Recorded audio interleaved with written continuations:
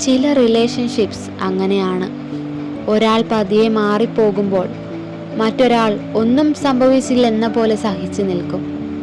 ബിസിയായിരുന്നു എന്നൊരു കാരണമുണ്ടാവും. പിന്നാലെ പതിയെ പ്രയോറിറ്റി നഷ്ടപ്പെടുന്ന കോൺവെർസേഷൻസ് ആവാം. കാത്തിരിപ്പിൽ മാത്രം ജീവിച്ചിരുന്ന ഒരാൾക്ക് റിപ്ലൈ ലേറ്റ് ആകുന്നതിലും കൂടുതൽ താൻ ഇമ്പോർട്ടൻ്റ് അല്ലാതാകുന്നു എന്നതാണ് ഫീൽ ചെയ്യുന്നത്. അവസാനം വഴക്കുകൾ പോലും കുറയും. കാരണം എക്സ്പ്ലെയിൻ ചെയ്ത് മനസ്സിലാക്കി കൊടുക്കാൻ പോലും കഴിഞ്ഞെന്നു വരില്ല.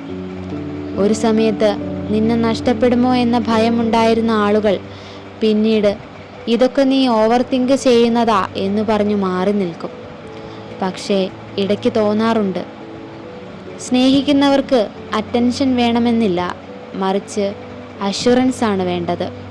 താൻ ഒറ്റയ്ക്ക് സ്നേഹിക്കുന്നില്ലെന്നൊരു ഉറപ്പ്.